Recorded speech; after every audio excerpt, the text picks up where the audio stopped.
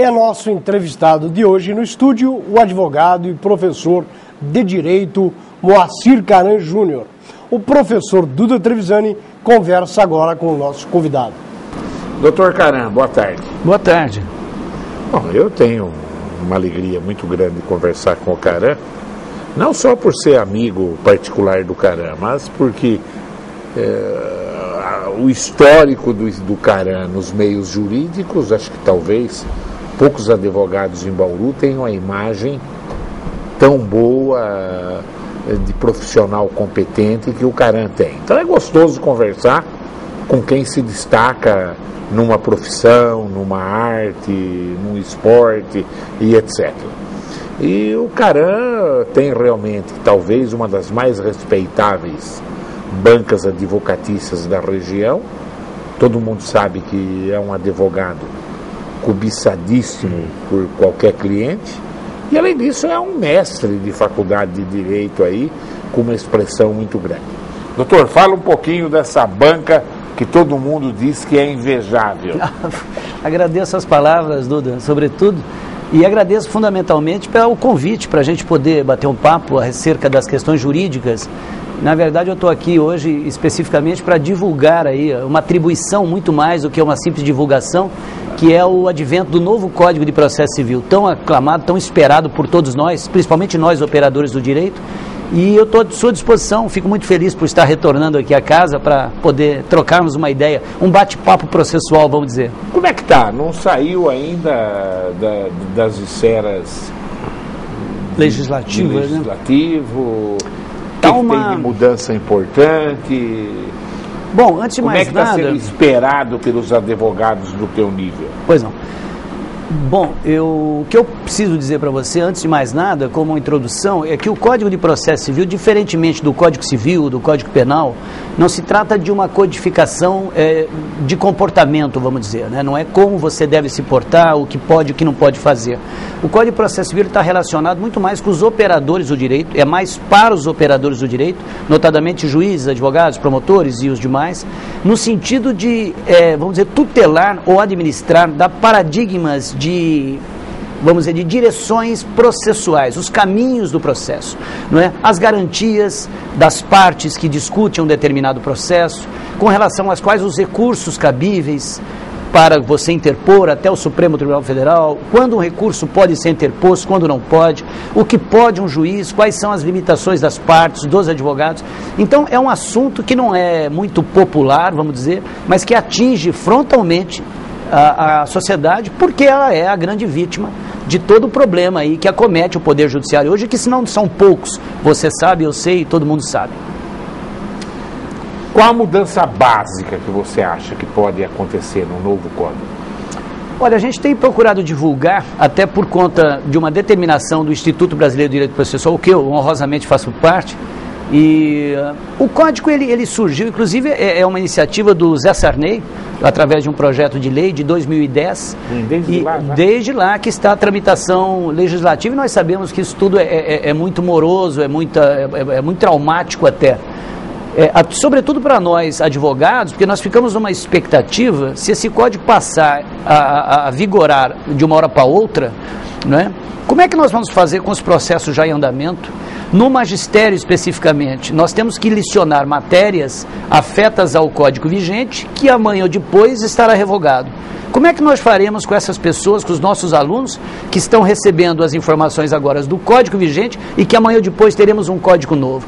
Então essa celeuma, esse retardo, esse atraso, não é? Isso causa uma certa perplexidade em todos nós, e é um desserviço, eu diria. Nós precisamos ter uma postura por parte do Congresso Nacional um pouco mais ativa, mais clara, transparente, dizendo quando é efetivamente que vai entrar em vigor. Isso é fundamental.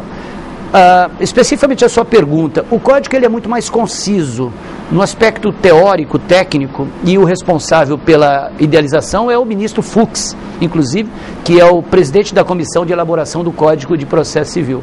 O código está mais conciso, está mais, vamos dizer, consentâneo com a realidade brasileira, está menos formal, menos pragmático, vamos dizer assim, não é?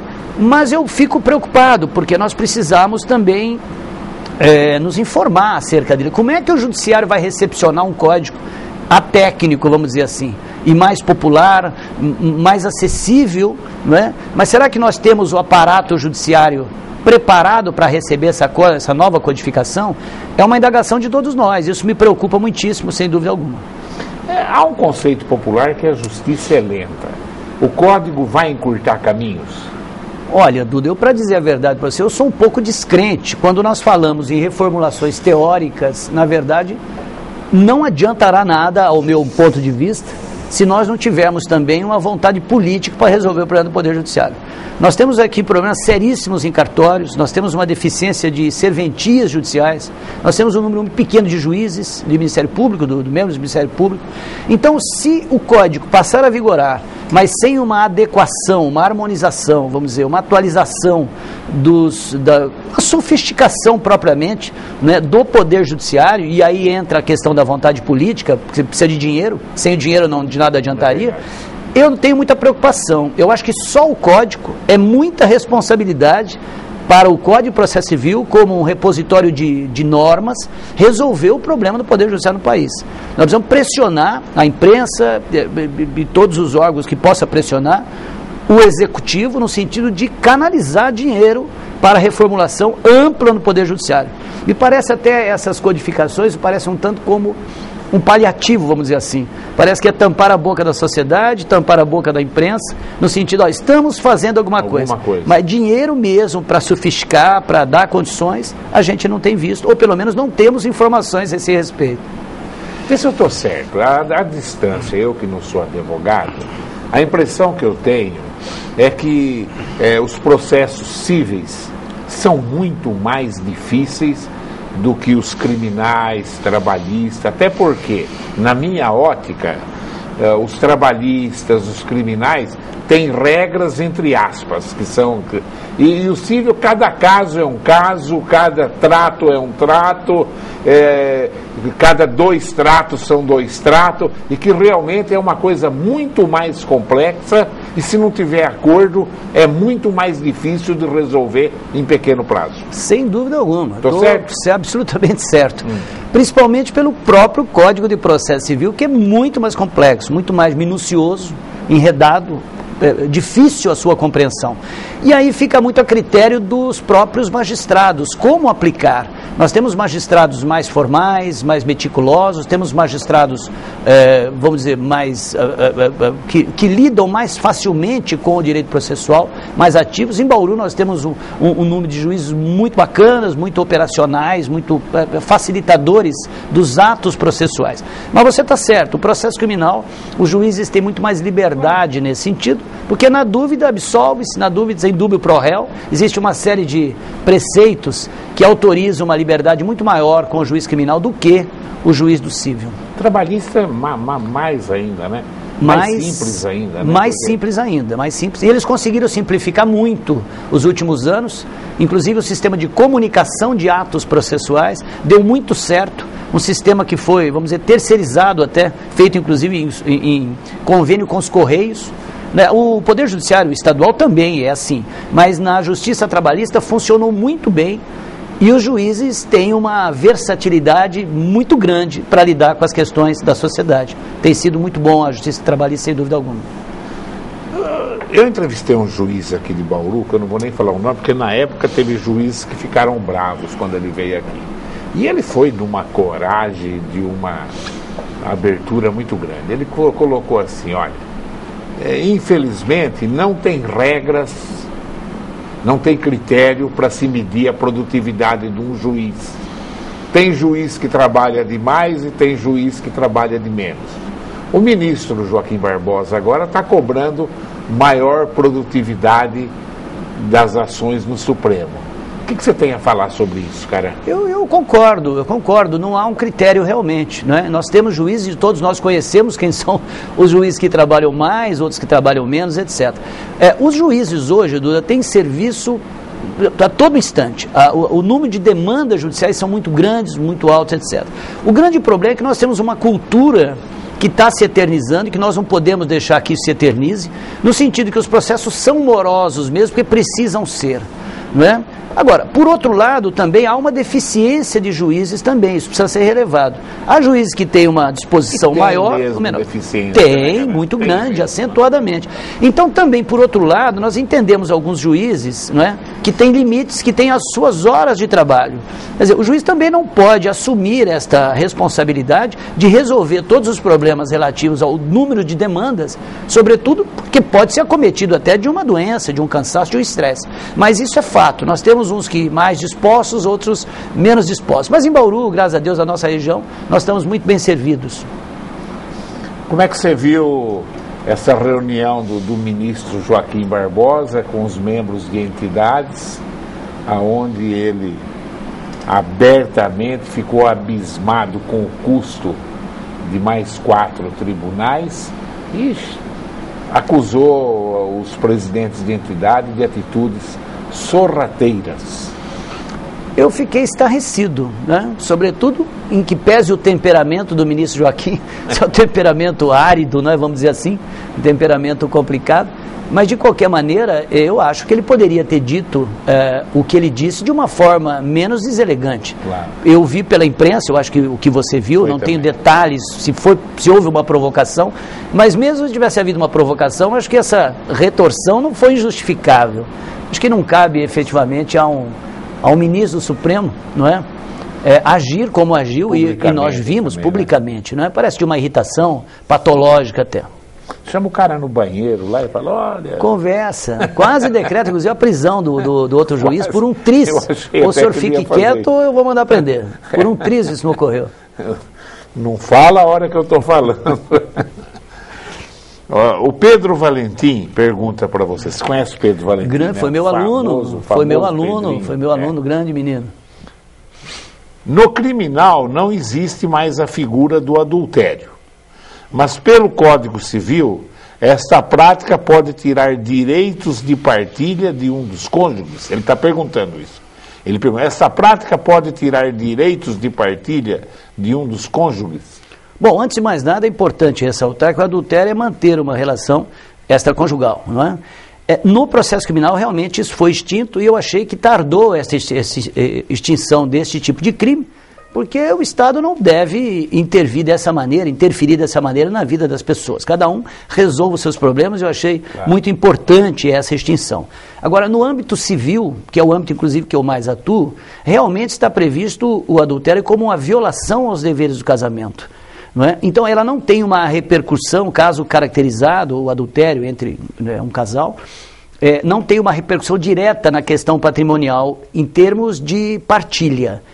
Mas o cônjuge vitimado pelo adultério pode propor uma ação judicial de reparação de danos morais. E aí, evidentemente, que essa reparação é pecuniária. Então, desta maneira, atingiria o patrimônio do outro cônjuge, mas por uma via oblíqua, vamos dizer assim. Quer dizer, o cônjuge que, eventualmente, o homem ou a mulher que, eventualmente, for vitimado com a divulgação de uma adultério, de uma situação constrangedora como essa, pode perfeitamente propor uma ação na justiça com base em violação dos deveres do casamento e danos morais. Isso é perfeitamente possível. Ou seja, a caracterização autorizaria uma separação litigiosa, né? E concomitantemente uma ação na justiça nas varacíveis, pedindo a reparação do padecimento moral em função do adultério cometido pelo outro. Não sei se eu fui claro. Foi claro, sim, bastante técnico, isso sempre existiu, né? Sim, sempre foi possível. Mesmo... É que o dano moral hoje está mais, vamos dizer, mais já não dão tanto dinheiro como davam também. Isso é verdade. As indenizações são muito irrisórias, sem dúvida alguma. Uma traidinha é um salário mínimo. Então tem que tomar cuidado, tem que tomar cuidado. Mas também acho que se o cara chegar no mato falar que matou a mulher por causa de adultério hoje, o juiz é capaz de dar risada, né? Entendeu, né? Como mudaram os costumes, né? Muito, assustadoramente. Quanta gente foi absolvida por causa disso, né? Como é que chamava isso?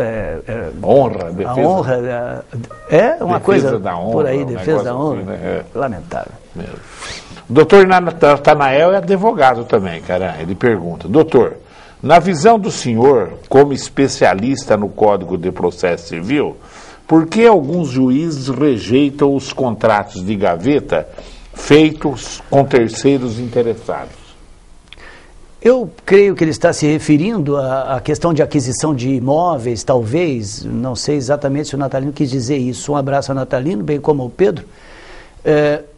Mais ou menos, né? Não tem sido rejeitado absolutamente. O que tem sido rejeitado, Duda, é quando você tem um financiamento com um órgão público, com a Caixa Econômica Federal, o contrato que você tem como mutuário com a Caixa Econômica diz que se você alienar, transferir este imóvel, precisa que haja anuência do agente financiador. Claro.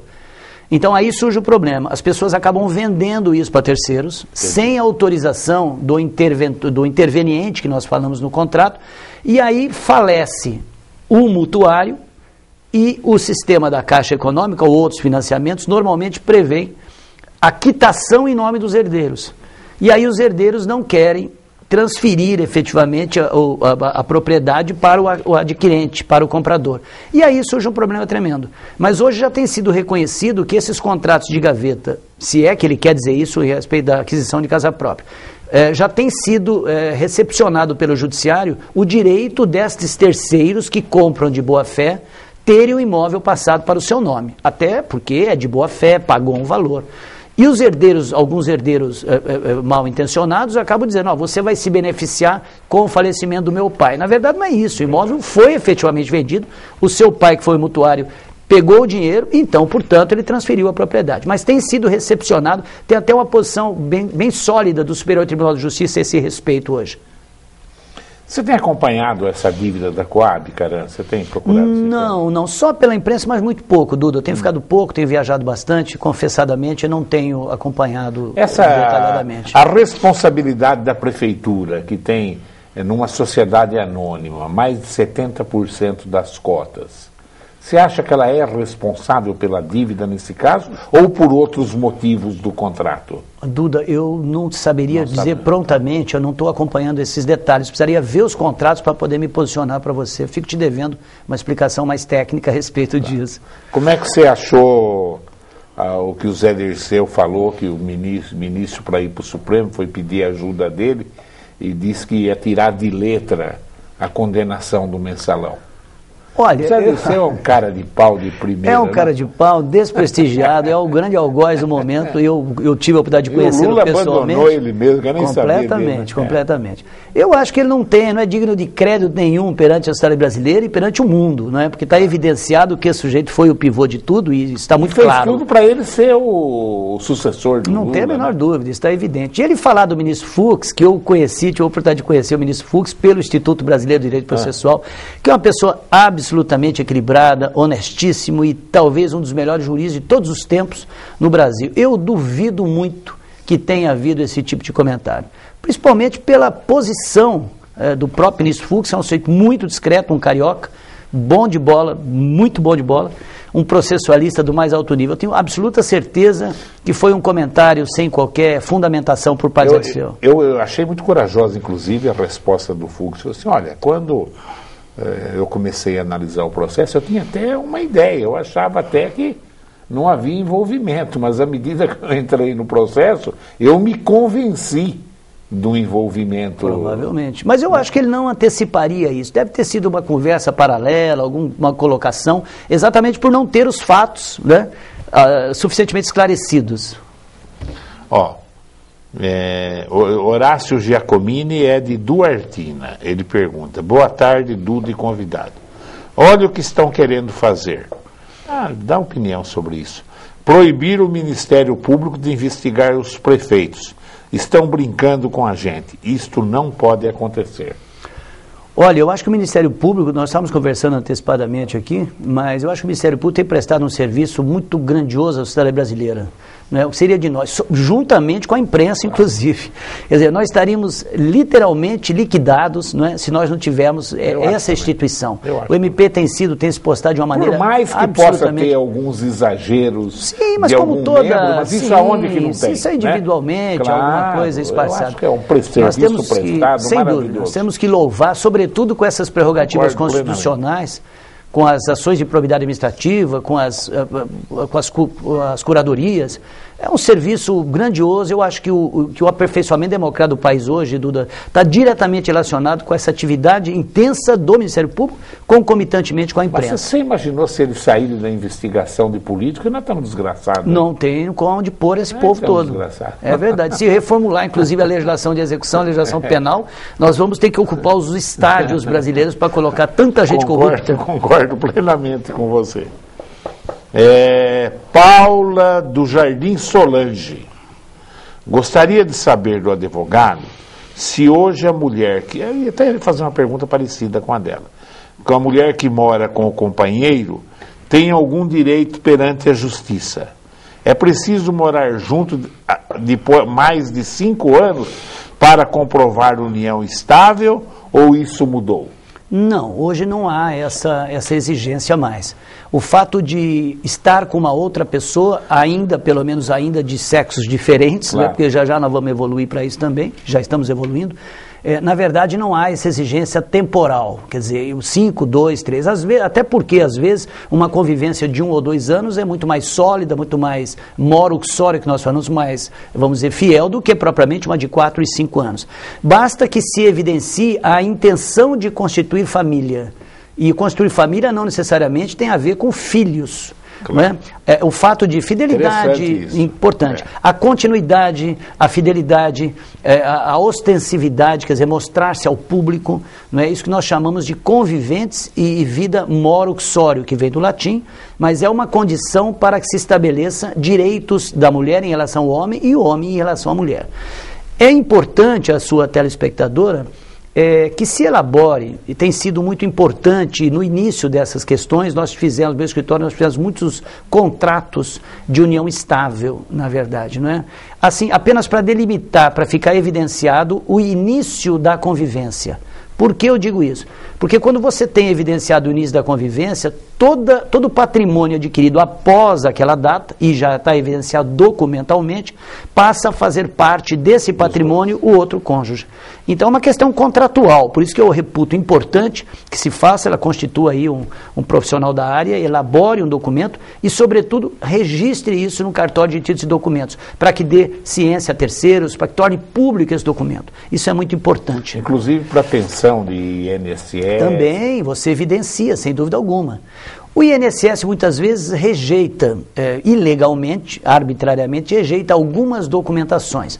Mas só você ingressar perante o judiciário, fazer valer o direito seu e que aquele documento é absolutamente cabível, sem dúvida alguma terá procedência da ação e você logrará êxito. Rafael do Parque Sabiá.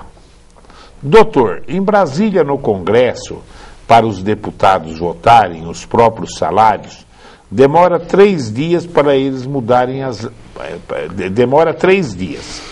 Para eles mudarem as leis demora 1 século. Todas elas estão ultrapassadas. Será que eles não mudam as leis porque têm medo de caírem nas próprias leis? Abraço. Penso que sim, principalmente as leis penais, não é?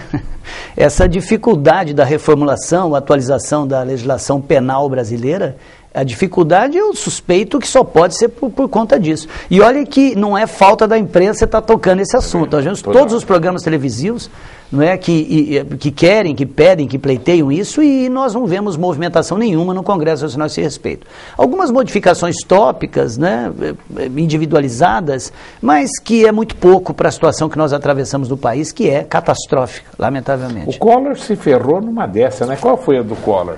De negócio do Banco Central, que ele mudou me reporto, exatamente. Acima de uma certa quantia, foi o que? Foi um negócio assim, eu não me lembro bem. Dos R$50, essa coisa toda, do plano? Eu tenho a impressão que sim. Eu tenho a impressão que ele... Isso é um absurdo, se foi essa que está se referindo, sim. Todo mundo com R$50 na conta bancária. Lamentavelmente. O Daniel Cavalcante, doutor, eu conheço uma avó que está impedida de visitar sua neta desde o seu nascimento. Que atitude ela deve tomar para defender seus direitos, doutor? Olha, ela deve constituir um advogado, se for uma pessoa que possa pagar um profissional constitua particularmente um profissional que seja da área civil, da área de família. Se ela não tiver condições, eventualmente, pode se socorrer da procuradoria ou pedir uma orientação junto à OAB ou das defensorias, isso é perfeitamente possível. E ela deve ingressar. A OAB está bem organizadinha hoje. Também, né? Sim, claro, muito, muito. Existe um convênio, eu não sei, sinceramente, meu prezado Sandro, eu não sei se isso foi revigorado, mas tínhamos um convênio, acho que está em vigência, um convênio da prestação de serviço junto à Secretaria, se não me falha a memória, da Secretaria de Justiça do Estado de São Paulo, um convênio auxiliando, subsidiando os procuradores do Estado a atender os menos favorecidos, as pessoas mais pobres. Até porque é uma garantia constitucional e todos devem ter acesso ao judiciário. Se você só pode ir ao judiciário a maior parte das vezes através de um advogado, é óbvio que o Estado tem esse ônus, tem esse encargo. Mas ela pode constituir um profissional e ingressar com uma ação perante uma das varas de família de Bauru, que é caso ela resida aqui, e pleitear isto, fazer uma prova da necessidade emocional e outros aspectos da avó de ter a presença, ter na posse da sua neta e participar, inclusive, da criação da criança, sem dúvida alguma. É um direito consagrado e incontestável, inclusive. O doutor Natanael volta a fazer, a complementar a pergunta dele. Ele fala: doutor, estou me referindo a um carro financiado, onde foi feito um contrato de gaveta e um terceiro assumiu as prestações. No entanto, o titular conseguiu uma ação judicial e teve o carro de volta. O terceiro não foi lesado? É difícil, prezado Natanael, é difícil a gente falar sem conhecer as disposições contratuais, mas me parece que sim. Se foi adquirido plenamente por um terceiro, de boa fé, pagou o preço e obteve o seu veículo, me parece que ele é o legítimo proprietário.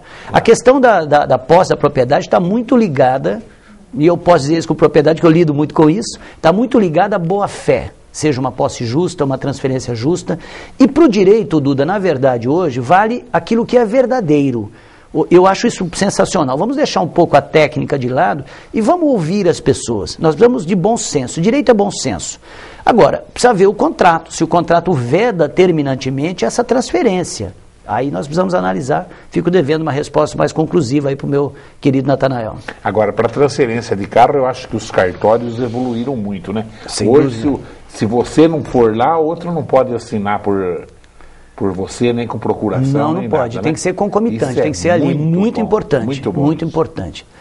A propósito, você me permite, talvez seja importante ao seu telespectador, a questão da transferência de veículo, aproveitando essa questão, a pergunta do Natanael, ela está diretamente relacionada tecnicamente, o momento da transferência de um veículo, que nós chamamos de coisas móveis, se dá, Duda, a partir do momento que eu entrego o meu veículo a você com a vontade deliberada de vender a você. Claro. E não a partir da transferência junto ao órgão de trânsito. E isso que é importante, que quando as pessoas deixam o seu veículo no estacionamento de carro, deixam o seu veículo já na posse do comprador, que faça um documentozinho, mesmo de próprio punho, dizendo a hora que ele está deixando, qual o valor que está sendo pago, o dia que está sendo pago. Porque o momento da transferência deste veículo, como coisa móvel, é no momento que ele entrega para o comprador com a intenção deliberada de efetuar a venda. E não o cartãozinho na Ciretran e nem tampouco a assinatura no cartório. Essas providências são providências puramente administrativas, para regularidade administrativa. Claro. Agora, à luz do Código Civil, a venda de coisa móvel se dá com a tradição. Com a entrega. Esse é o momento crucial. Interessante isso. Um telespectador pede essa análise para você. Olha. A Polícia Federal instalou inquérito para investigar se o ex-presidente Lula teve participação no caso do Mensalão, de acordo com acusações feitas pelo empresário Marcos Valério em setembro do ano passado, principalmente naquele caso de Portugal lá, né? O procedimento formaliza o pedido de apuração feito pela Procuradoria da República no Distrito Federal na semana passada. Olha, não é a minha área específica aí, a área de atuação na área criminal, mas eu acho que carece de uma pesquisa sim. Por tudo que nós vemos, estamos observando, noticiado pela imprensa, obviamente que, e não somos tolos para achar que o Lula não estava sabendo de tudo isso que ocorreu no país. Quer dizer, o mundo inteiro estava sabendo, o planeta estava sabendo, só o presidente da República... O mundo estava rindo. Só nós. Motivo de chacota ainda no mundo inteiro isso. Não tenha dúvida. Portanto, eu acho sim que é uma questão de moralidade e mostrar isso para o mundo, né, que esse país está se tornando sério. Não é? Sério. Eu acho que isso é muito importante. Acho sim que tem que ser pesquisado e não precisa pesquisar muito profundamente. Só nas margens, qualquer tipo de pesquisa, eu tenho uma certa convicção de será levantados irregularidades, sem dúvida alguma. Os votos já está tudo na mão lá. Você acha que alguém vai para a cadeia agora na sequência, cara? Não, acho que não. Você acha que não? Sinceramente, não. Porque agora eles têm direito de... Eu achava que ia, nem que fosse um dia. Não, mas tem os benefícios. Tarde, olha, aqui no Brasil, Dudu, você me permite a sinceridade, não sei nem se é politicamente correto dizer, mas se um sujeito mal intencionado fizer as suas contas, um crime do colarinho branco, por exemplo, ele fizer as contas, se eu furtar tanto, eu vou ter tanto tempo de pena, com todos os privilégios, etc., chega-se à conclusão, desgraçadamente, que vale a pena. Ele vai alimentar 3 gerações, vai tomar 1 ano de cadeia, 2 anos de cadeia, com toda a mordomia. É esse estado de coisa que nós precisamos mudar no país urgentemente. Não é? Isso não pode perdurar, hipótese alguma. Mas só que esse povo aí era muito importante. Um dia de cadeia deve fazer um efeito sem dúvida alguma. Maravilhoso. Sem dúvida. É a destruição política do sujeito. De manhã e solta de tarde. E olha, você, quem não tem esse hábito, eu vou dizer, 1 hora de cadeia é inesquecível. Põe atrás da grade lá, depois solta, entendeu?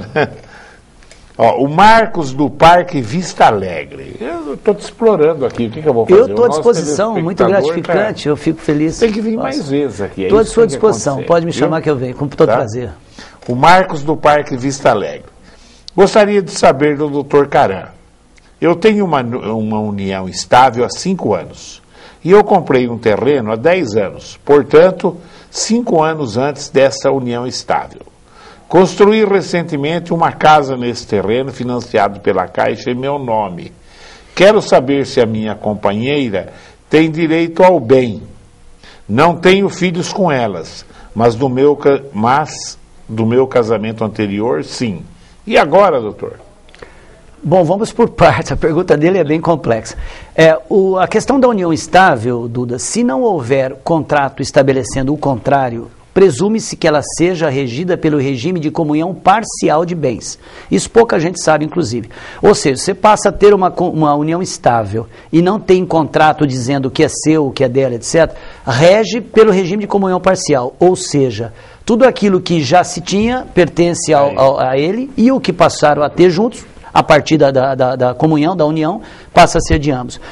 Pelo que eu entendi, como o terreno já havia sido comprado, o terreno é só dele pela técnica legal, o terreno é só dele. Mas como ele construiu, já estava com a convivente, que nós chamamos a companheira, o imóvel, a construção do imóvel, ela também tem o direito. Né? Passa a ter o direito estritamente no centro. Isso se ele não tiver algum contrato escrito dizendo que ele, pelo seu próprio dinheiro, etc. Metade do imóvel seria isso. Seria isso. Metade do imóvel. Se ele morrer, seria dela. E a outra metade divide por cima. Exatamente. Está vendo que eu sou quase advogado, hein? Direito sucessório. Isso é complexo. Isso não é muito simples. Com o advento da união estável, agora tornou-se mais complexo ainda. Não, infelizmente já estamos explodidos aí na Índia. Cara, com essa maneira técnica e espontânea de fazer, tem uma vez por mês aqui na TV. Muito obrigado, eu estou a prazer, com o maior prazer. Posso auxiliar. Sem cachê.